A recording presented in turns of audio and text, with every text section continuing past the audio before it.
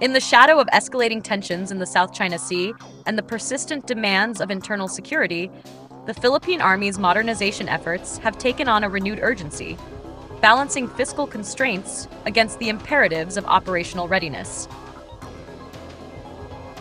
At the heart of this endeavor lies the modest fleet of 6 ACV-300 armored personnel carriers, now reclassified as ACV-15s in alignment with their Turkish manufacturer FNSS Savunma Sistemleri's nomenclature. Acquired in 2010 under the Armed Forces of the Philippines Modernization Program, these tracked vehicles represent a small but pivotal component of the nation's mechanized capabilities. By January 2025, the ACV-300 fleet has undergone a significant transformation, evolving from standard APCs into infantry fighting vehicles through a targeted upgrade program.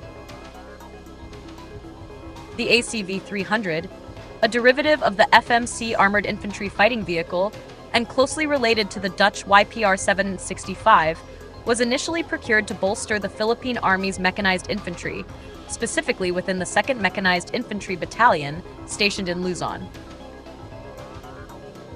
With a 300-horsepower power pack and enhanced armor, including a sloped rear section, the ACV-300 offered superior mobility and protection compared to the Army's aging M113A2 fleet, much of which was inherited through the U.S. Excess Defense Articles program. However, the fleet's original configuration, equipped with manually operated 12.7mm M2 heavy machine guns, proved inadequate during the 2017 Battle of Marawi, where urban combat against entrenched insurgents exposed the limitations of light armament against concrete fortifications and improvised threats. The lessons of Marawi, a brutal 5-month campaign that revealed the Philippine military's deficiencies in firepower and urban warfare capabilities, catalyzed the decision to upgrade the ACV-300s, transforming them into platforms capable of meeting both internal and emerging external defense needs. The upgrade program, misleadingly named the M113 APC Firepower Upgrade Project, despite encompassing the ACV-300s, was a cornerstone of the AFP modernization program's Horizon 2 phase. Executed through a $5.55 million government-to-government contract with Turkey's FNSS, signed in August 2020, the program focused on enhancing the ACV-300's lethality by replacing its pintle-mounted machine guns with advanced turret systems. The vehicles were retrofitted with FNSS Sabre 40 and Sabre 12.7 one-man turrets, equipped with 25mm M242 Bushmaster autocannons and coaxial 7.62mm machine guns. These turrets, derived from BAE Systems' sharpshooter design, provide improved targeting precision and the ability to engage light armored vehicles and fortified positions, capabilities deemed critical after Marawi. The choice of manned turrets over unmanned systems, such as the Elbit UT-25 turrets installed on some M113A2s, reflects operational lessons from urban combat, though the specifics of these advantages remain closely guarded by the Army. The upgrade process, which included training and logistics support, was completed by October 2021, with the 6 upgraded ACV-300s formally re-inducted into service on January 28, 2023, during a ceremony hosted by the Armor Pambato Division. Alongside the ACV-300s, 7 GKN Simba APCs with new engines were also re-inducted, signaling a broader effort to revitalize the Army's mechanized assets.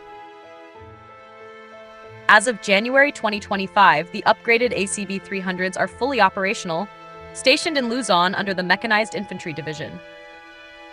Their deployment in the northern Philippines reflects a strategic reorientation, as reduced insurgent activity in southern commands, such as Mindanao, has allowed the Army to focus on external defense priorities, particularly in the context of maritime disputes in the West Philippine Sea. The ACV-300s, now classified as IFVs, complement other modernized platforms, including M130A2s equipped with Elbit Systems UT-25 unmanned turrets and Soltum Cardum 120mm mortar carriers. The Sabre turret's 25mm autocannons significantly enhance the fleet's firepower, enabling it to counter threats ranging from fortified insurgent positions to light armor, a capability that aligns with the AFP's shift toward conventional warfare preparedness. Yet, the fleet's small size, only 6 units, limits its strategic impact, underscoring the Philippine Army's broader challenge of balancing modernization ambitions with fiscal realities. The ACV-300 upgrade program, while successful, operates within a constrained budgetary framework. The 2025 defense budget, allocating $850 million for modernization, prioritizes external defense assets such as anti-ship missiles and coastal defense systems over expanding the mechanized fleet. The ACV-300s, though modernized, are unlikely to see further upgrades or acquisitions in the near term, as the Army focuses on newer platforms like the Iveco Gorani 6x6 wheeled APCs, with 28 units delivered or in progress by 2024. The Gorani acquisition, part of a $46 million deal with Israel's Elbit Systems, reflects a shift toward wheeled platforms better suited to the Philippines' archipelagic terrain and amphibious requirements. Additionally, negotiations for up to 900 first-win 4x4 vehicles from Thailand's Chazeri indicate a preference for larger, more versatile fleets to replace aging GKN Simba and Cadillac Gauge V150 vehicles. The ACV-300s, while effective, are thus a niche asset reserved for specialized operations rather than forming the backbone of the Army's mechanized forces. Looking ahead, the Philippine Army has expressed interest in aligning the ACV-300s with Turkey's ongoing ACV-15 modernization programs, which include enhanced armor and next-generation weapon systems. However, such ambitions are tempered by financial limitations and competing priorities, including the potential adoption of the U.S. Armored Multi-Purpose Vehicle as a long-term M113 replacement. The ACV-300's small fleet size and high operational costs make it a less viable candidate for further investment compared to more scalable platforms. Moreover, the Philippines' archipelagic geography demands amphibious and rapidly deployable assets, areas where wheeled APCs and future amphibious vehicles may offer greater strategic flexibility. The Army's exploration of local manufacturing, as seen in discussions with Chazeri and Filipino partners, further suggests a move towards self-reliance, potentially sidelining niche platforms like the ACV-300.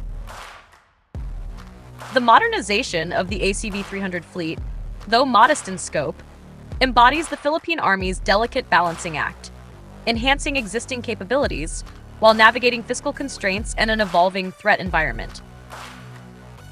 The upgraded ACV-300s, with their 25mm autocannons and enhanced survivability, stand as a testament to the lessons of Marawi and the AFP's commitment to adapting to modern warfare's demands.